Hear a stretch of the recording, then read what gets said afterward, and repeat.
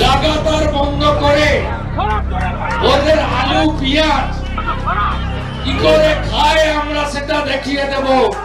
শুভেন্দু অধিকারী যেটা বলছেন সেটা হচ্ছে লোক দেখানি ছাড়া আর কিছুই নয়। বাংলাদেশের এই বিষয় নিয়ে যদি কিছু বলার কারোর এখতিয়ার থাকে সেটা আমাদের কেন্দ্রীয় সরকারের আছে। আর এই সুযোগেই হাত সেঁকছেন শুভেন্দু। লক্ষ্য হিন্দু ভোট ব্যাংক, হিন্দু আবেগকে কাজে লাগিয়ে পথে নেমে শাসক বিরোধী ভোট ব্যাংক পুরোতে ব্যস্ত গেরুয়া শিবির। এভাবেই নিজ দেশের গণমাধ্যমের তোপের মুখে আছে এই বিজেপি নেতা। বাংলাদেশে কথিত সংখ্যালঘু নির্যাতনের অভিযোগে ভারতে বিক্ষোভ ও দেশটির গণমাধ্যমে একের পর এক অপপ্রচারের জেরে দুই দেশের সম্পর্ক এখন তলানিতে।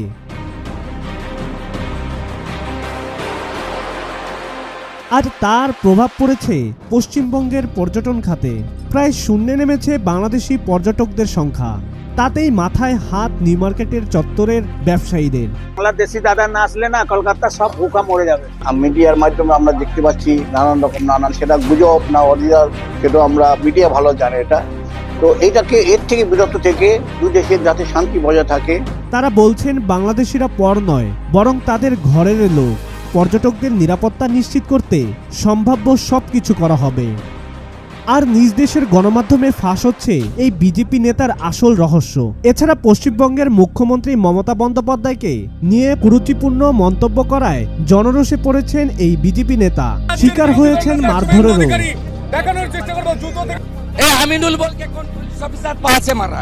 কলকাতার অধিকাংশ ব্যবসায়ী বাংলাদেশি পর্যটকদের কেন্দ্র করে গড়ে উঠেছিল। বাংলাদেশি পর্যটকদের অভাবে কলকাতায় এখন হাহাকার শুরু হয়েছে। তাই বাংলাদেশিদের এখন ভিসা না দিয়ে উল্টো বিপদে পড়েছে ভারত সরকার। এদিকে ভারতের পশ্চিমবঙ্গ ও মহারাষ্ট্র সহ বিভিন্ন রাজ্যে কৃষকরা তাদের উৎপাদিত পণ্যের ন্যায্য মূল্য না পাওয়ার কারণে চরম অসন্তোষ প্রকাশ করেছেন এবং এ নিয়ে চরম উত্তেজনা পরিস্থিতি সৃষ্টি হয় পশ্চিমবঙ্গ জুড়ে। কৃষকরা অভিযোগ করেছেন তারা পেঁয়াজ ও আলু মাত্র 2.5 থেকে 3 টাকায় প্রতি কেজি দামে বিক্রি করতে বাধ্য হচ্ছেন, যার ফলে তাদের উৎপাদন খরচও উঠছে না। এই পরিস্থিতিতে কৃষকরা রাস্তায় পেঁয়াজ ও আলু ফেলে প্রতিবাদ জানাচ্ছেন। ব্যবসায়ী ও কৃষকরা এসবের জন্য মোদী সরকার ও সাংবাদিক ময়ূক সহ বিজেপি নেতা শুভেন্দুকে দায়ী করছেন। 2.5 টাকা 3 টাকা করে তারা ফসলের দাম পাচ্ছে। এছাড়া ময়ূকের বাড়িতে হামলা ও তার বাড়িকে পাবলিক টয়লেট বানানোর দাবিও জানিয়েছেন তারা। এছাড়া ভারতীয় জনপ্রিয় গণমাধ্যম কলকাতা টিভিতে শুভেন্দুর বাংলাদেশ নিয়ে একের পর এক অপপ্রচারের বিরুদ্ধে বিশেষ প্রতিবেদন প্রকাশ করে। নরেন্দ্র মোদী প্রধানমন্ত্রী, তার কাছে দাবিপত্র না রেখে বাংলাদেশের ঘটনায় মমতার বিরুদ্ধে কামান দাগছেন শুভেন্দু অধিকারী।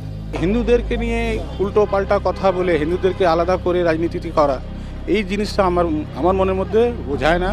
আর শুভেন্দু অধিকারী এই রাজনীতি মনে হয় না চলবে এই বাংলায়। বাংলাদেশ থেকে হাসিনা সরকার চলে যাওয়ায় মোদী সরকার বাংলাদেশের বিরুদ্ধে প্রতিনিয়ত যে প্রোপাগান্ডা দিয়ে বাংলাদেশের সাথে ভারতের জনগণের মধ্যে বিভেদের দেওয়াল তৈরি করেছে তা নিয়ে কিছুদিন আগেই ভারতের পররাষ্ট্র সচিব বিক্রম মিশ্র বাংলাদেশে এসে সম্পর্ক উন্নয়নের চেষ্টা চলছে বলে মন্তব্য করেন। বাংলাদেশ সরকার বর্তমানে পেঁয়াজ ও আলু আমদানির জন্য ভারতের উপর নির্ভর না করে বিকল্প উৎসের সন্ধান করছে। বাংলাদেশ এখন পাকিস্তান ও চীন থেকে পণ্য আমদানি করছে।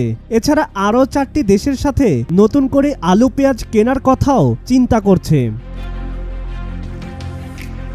ভারতের গ্রামীণ অর্থনীতি ইতিমধ্যেই কঠিন পরিস্থিতির সম্মুখীন। আর এই রফতানি বন্ধের ফলে কৃষকদের জীবন আরও দুর্বিষহ হয়ে পড়েছে।